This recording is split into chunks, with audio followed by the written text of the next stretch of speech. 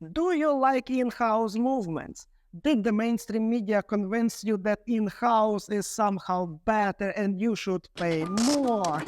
In this video, I will show you the specific issues of the new Tudor Kenissi movement, but the same applies to like Breitling, Oris, ETA, Nomos, anything in-house. So keep watching. Let's see what happened to Michael from Two Broke Watch Snobs, who had not just one, but two separate Tudors with in-house movements. The first one that I had an issue was the GMT. And that one had a well-documented Oh, it was the date, right? problem with the date that a lot of people were experiencing. So I just, when those stories started to come out, I thought, okay, it's probably only a matter of time. I looked at the warranty card, thought, okay, it was probably manufactured at this period. It's probably going to happen to me eventually, and it did. Okay, and now see what happened to his second watch. Yeah, I'm going to tell you about the Black Bay 58, the Navy, which I talked about in the last episode, and I was just gushing. Let me tell you what I did. I fell asleep wearing the watch, and I woke up, and it was not working. It was stuck. It was stuck at 9:30. I think I went to bed at 9 or something. So guys, the quality of the movement is not some like unnecessary certification. It's not some like silicon bullshit that nobody needs. The quality of the movement is if the damn thing doesn't break. And you cannot produce a movement that will not break if you were not making them in like millions and millions and like for decades, that you were doing the same thing over and over and over, and you were testing it, and you were finding all the issues, and you were producing more millions of these movements, and another decade, and another millions.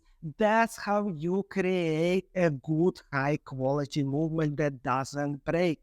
And all these little brands with like whatever that they are doing, they cannot reach this.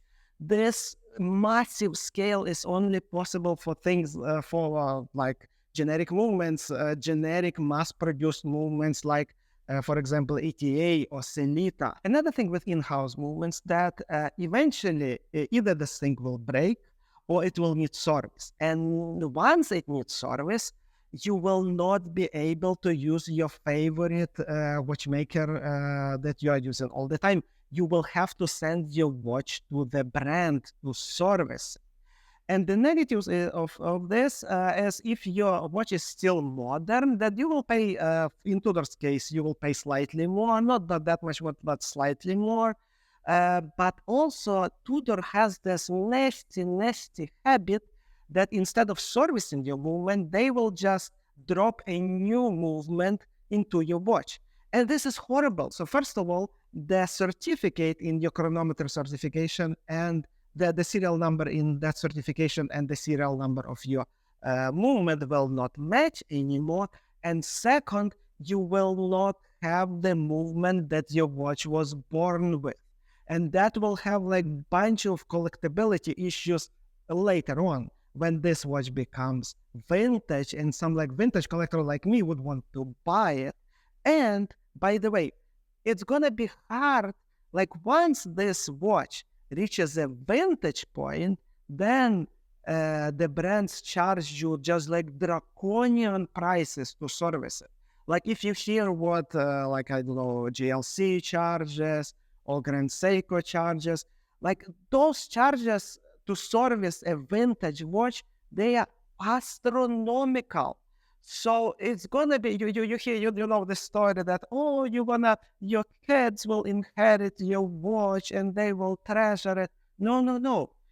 If your watch has in-house movement and only that brand can service your movement, then they gonna charge your kids so much that your kids will choose not to fix the watch. And if independent watchmaker tries to service that watch, that vintage watch with in-house movement, finding parts, he's not gonna find parts. But even if he will, the price of these parts will be astronomical.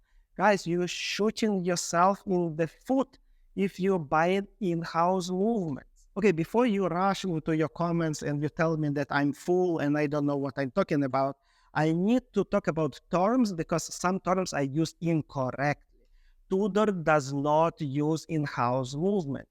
Kenissi is not Tudor in-house. Kenissi is making multiple movements for multiple brands like Chanel, Breitling, and Tudor is just one of them. But for the purpose of this video, that Kenissi movement behaves like a bad, unreliable in-house movement. Now, if we talk about Rolex and Seiko, by the way, Rolex did not use in-house movements until 2004. You didn't know that. Right now you know. But those Rolex and Seiko movements, yes, they are in-house. But for the purpose of this video, they are very, very high quality, mass-produced.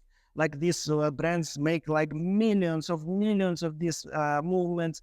They do not break and they behave the same like mass-produced generic movements from ETA or Sellita.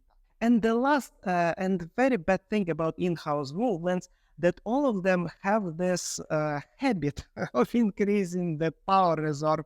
And you didn't know that, but power reserve is very, very bad for you and me, people who own multiple watches. A large power reserve only works for people who have one watch and only one watch, and they wear it every single day. So I did some math to explain this. So just click on this video and scroll to why large power reserve is bad.